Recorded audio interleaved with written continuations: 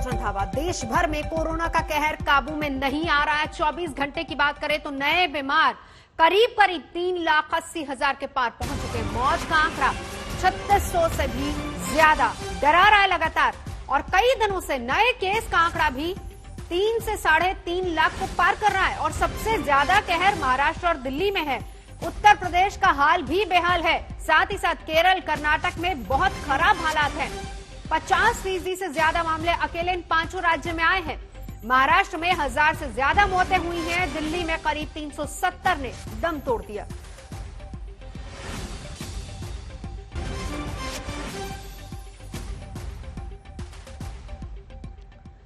दिल्ली पर कोरोना का भयंकर कहर है, लेकिन इन सब के बीच इंतजामों को लेकर केजरीवाल सरकार निशाने पर है। दिल्ली का हाल क्या है, हालात किस तरह के हैं और सियासी टक्कर हो रही है। 24 घंटे में दिल्ली की अगर बात करें तो 26,000 नए मामले, 350 से ज्यादा लोग अपनी जान गंवा चुके हैं। केंद्र सरकार ने वक्त रहते हुए इस बात को विजुलाइज नहीं किया। जनवरी तक इस देश से ऑक्सीजन एक्सपोर्ट होती रही।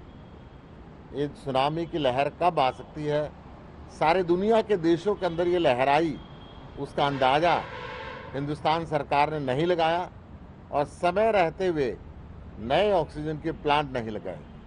आज जब एकाएक ये मार पड़ रही है तो दिल्ली सहित हिंदुस्तान के सारे राज्यों के अंदर ऑक्सीजन की कमी हो गई है। विशेषकर मैं उत्तर प्रदेश की बात करूं, मैं हरियाणा की बात करूं, मैं राजस्थान की मैं बात करूं, जितने भी आसपास के राज्य हैं ऑक्सीजन की कमी से पेशेंट मर रहे हैं। केंद्र सरकार इसमें कुछ कर नहीं सकती। 65,000 करोड़ रुपया केजरीवाल साहब के पास फंड है, जिसमें 5,000 करोड़ रुपया वो हर 5 साल में खर्च कर देता है एडवर्टाइजमेंट में।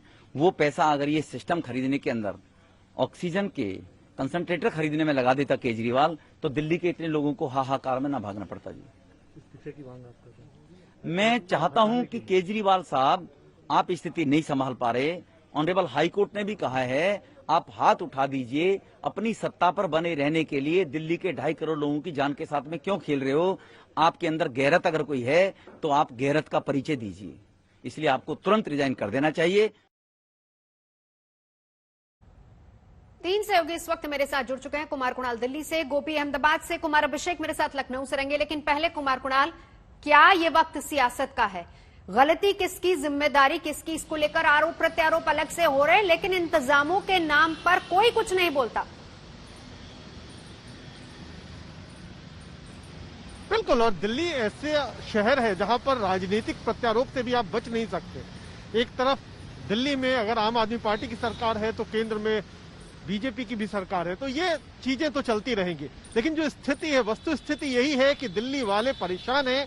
उन्हें कहीं पर ना तो सही तरीके से ऑक्सीजन मिल पा रहा है, आईसीयू बेड की तो भयंकर कमी है ही। सामान्य बेड के लिए लोगों को भटकते देखा है, और जो लोग एडमिट हैं, जो लोग दाखिला जिन्हें मिल चुका है, उनकी हालत भी काटो तो खून नहीं। मतलब वो अंदर दाखिला तो मिला हुआ है, लेकिन उनकी हालत कौन लेगा? किस तरीके से जो ये पूरा मेडिकल इंफ्रास्ट्रक्चर है उस पर जिस तरीके का दबाव है, उसको देखते हुए लोगों की हालत वहां भी बहुत बेहतर नहीं है। और यही वजह है कि लगातार जब 25-26 हजार मामले आ रहे हैं दिल्ली में, तो ऐसे में दाखिला लगभग बंद हो गया, क्योंकि ऑक्सीजन कम बचा है।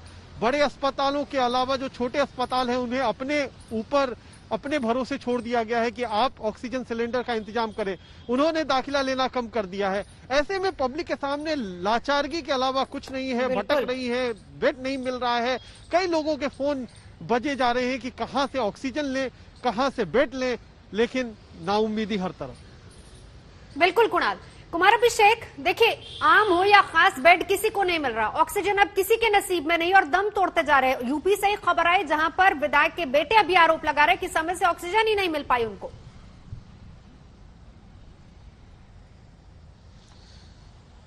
बिल्कुल नवजोत, आप देख लीजिए, आम लोगों की जो पीड़ा है वो हम लोग लगातार दिखा रहे हैं कि किस तरीके से अस्पतालों के बाहर मरीजों का हाल बेहाल है, बदहवासी है, किस तरीके से ऑक्सीजन की किल्लत है, आइसोलेशन में लोगों को ऑक्सीजन नहीं मिल रहा।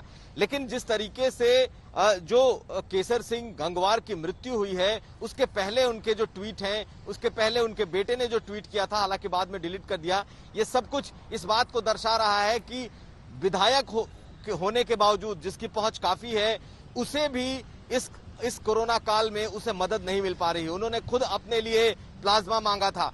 उनके बेटे ने उन्होंने खुद केंद्रीय मंत्री को चिट्ठी लिखा था कि उन्हें मैक्स में दाखिला कराया जाए। हालांकि यथार्थ अस्पताल जो कि नोएडा का है उसमें उनका एडमिशन हुआ। उनके बेटे ने सरकार पर सवाल उठाए ट्वीट करके। तो बहुत सारी बातें ऐसी हैं कि आम हो या खास, ये कोरोना किसी को नहीं छोड़ रहा और सरकार की तरफ से भी मदद नहीं मिल पा रही है जिन्हें इस वक्त की ऐसी जरूरत है। हालांकि सरकार का दावा है कि सब कुछ अंडर कंट्रोल है, लेकिन जो जमीनी हालात है वो बिल्कुल अलग है। एक चीज और बता दूं आपको कि जो पिछले 4 दिनों से आंकड़े हैं वो कम हुए हैं 30,000 के भीतर आए हैं आंकड़े उत्तर प्रदेश में, लेकिन टेस्टिंग में भी कमी आई है, ये भी हमें इस वक्त दिखाई दे रहा है। लखनऊ में बकायदा डीएम ने हेल्पलाइन नंबर जारी किए हैं, ऑक्सीजन को लेकर कंट्रोल रूम बनाया गया है, लेकिन इन सब के बावजूद पूरी तरीके से हालात अभी काबू में नहीं है। बिल्कुल, यानी स्थिति तकरीबन एक जैसी है, दिल्ली हो या उत्तर प्रदेश हो। गोपी, जरा गुजरात का हाल बताइए। दावे तो बहुत किए जाते हैं, लेकिन उन दावों और हकीकत में कितना फर्क है? बिल्कुल नवजोत, सबसे पहले तो आपको बताते हैं हम धन्वंतरी कोविड अस्पताल के बाहर है। सबसे पहले तो आपको ये 2 मुस्कुराते चेहरे यहाँ पे लगे हुए दिखाई दे रहे।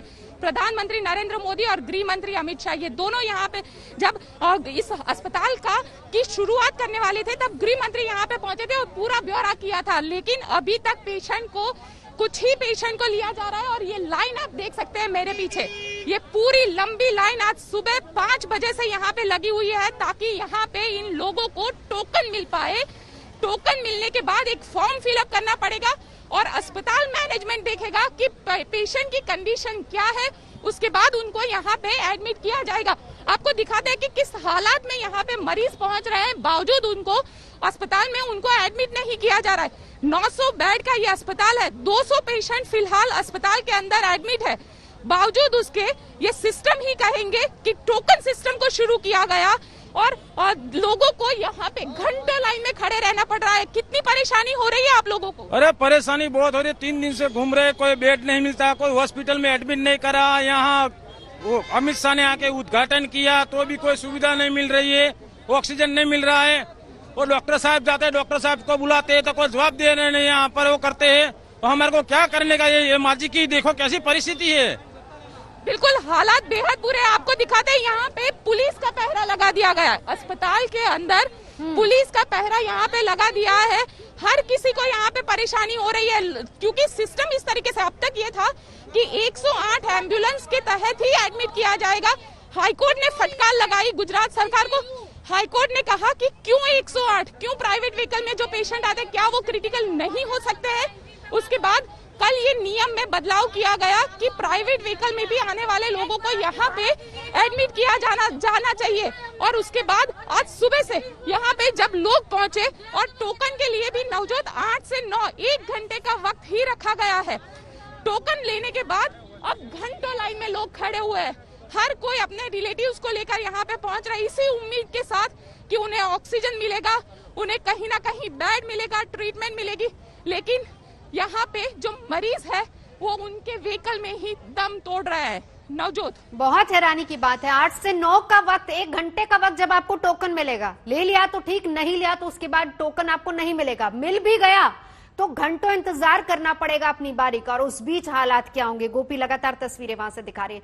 तो मौत और बीमारी के मार से कांप रहा है महाराष्ट्र भी। 24 घंटे की अगर बात करें तो हजारों लोगों ने वहां भी दम तोड़ दिया। 63,000 से ज्यादा नए बीमारों की तादाद है और वैक्सीन को लेकर भी मुंबई में हंगामा है। महाराष्ट्र के स्वास्थ्य मंत्री राजेश टोपे खुद ये कह रहे हैं कि टीका से लेकर मुंबई के हाल पर हमने उनसे सीधी बात की। क्या वो कह रहे हैं जरा सुनिए।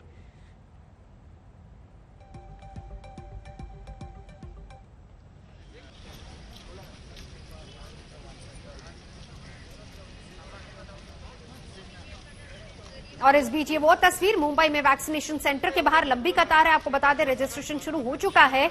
ऐसे में क्योंकि अब केवल एक ही रास्ता है कि आप खुद को वैक्सीनेट करवाएं, और इसी को लेकर अब वैक्सीनेशन सेंटर्स के बाहर भी रजिस्ट्रेशन के लिए लंबी कतारें हैं।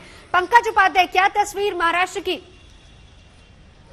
नवजोत, मैं इस समय मुंबई के सबर्बन इलाके गोरेगांव में मौजूद हूँ। यहाँ पर नेस्को वैक्सीनेशन सेंटर है, लेकिन वैक्सीनेशन सेंटर के सामने जो तस्वीर है वो वाकई कई सवाल खड़े करती है। मैंने गिनती शुरू करी थी, करीब 300 के आगे मैं रुक गया क्योंकि 1.5 से 2 किलोमीटर लंबी लाइन यहाँ पर मौजूद है। गेट के अंदर अभी लोगों को एंट्री नहीं दी जा रही है। बताया ये जा रहा है कि थोड़ी देर बाद एंट्री दी जाएगी। लोग यहाँ पर काफी गुस्साए हुए हैं। मेरे पीछे आप देखिए, ये अब यहाँ पर पुलिस को बुलाना पड़ा है। सोशल डिस्टेंसिंग के नियमों का यहाँ पर पालन नहीं हो रहा है। लोग गुस्साए हुए हैं। लोगों का कहना है कि हेल्पलाइन नंबर्स जो दिए गए हैं, जिसके लिए कहा जाता है कि उन पे फोन करके आप आए, वो काम नहीं करती हैं। कई हेल्पलाइन नंबर्स डेड हैं और लोग यहाँ पर कोई हेल्पलाइन नंबर नहीं, कोई बीएमसी का नंबर नहीं, और यहाँ खड़े हम लोग खड़े हैं। बीएमसी का कर्मचारी यहाँ पर नजर नहीं आते हैं। हालांकि अब मुंबई पुलिस की मैं यहाँ पर काफी कर्मी देख रहा हूँ, क्योंकि अब यहाँ पर थोड़ी सी अराजकता का माहौल हो गया है। कुछ देर पहले लोगों ने यहाँ पर दरवाजे पर थपथपाना शुरू कर दिया था। अब देखिए लंबी लाइन देखिए, और ये लाइन आप मेरा यकीन मानिए नवजोत 1.5 से 2 किलोमीटर तो कम से कम है। मैंने जो गिनना शुरू किया था तो कम से कम 100, 150, 200, 250, 300 तक तो मैं पहुंच गया था। उसके बाद मैं रुक गया क्योंकि उतनी ही लंबी और लाइन थी। लोग यहाँ पर गुस्साए हुए हैं। आप क्या कह रही हैं? बाकी पब्लिक को हम लोग 8 बजे से लाइन में खड़े, हम लोग पागल है क्या? वो बाकी लोग आके उधर आ गए। अब देखिए लोगों का गुस्सा लाजमी है क्योंकि सुबह सवेरे से यहाँ पर लोग खड़े हुए हैं। और यही जो हाल था, सुबह मैं बीकेसी जंबो वैक्सीनेशन सेंटर में था, वहां भी यही हाल था। लोगों का कहना है कि आखिर वैक्सीन नहीं है तो क्या किया जाए, और ये बड़ा दुर्भाग्यपूर्ण है। ऑक्सीजन के आपातकाल के बीच समाधान भी सामने है। डीआरडीओ ने जिस तकनीक का इस्तेमाल भारत के फाइटर जेट तेजस में ऑक्सीजन के इंतजाम के लिए किया था, वही तकनीक अब कोरोना के मरीजों को ऑक्सीजन की कमी से राहत देने का काम कर सकती है। डीआरडीओ की तकनीक से तत्काल देश भर में 500 ऐसे प्लांट्स लगाने की प्रक्रिया शुरू हो गई है और ये काम युद्ध स्तर पर होगा। तेजस वाला ज्ञान कैसे लोगों की जान बचाएगा, हमारी ये रिपोर्ट देखिए।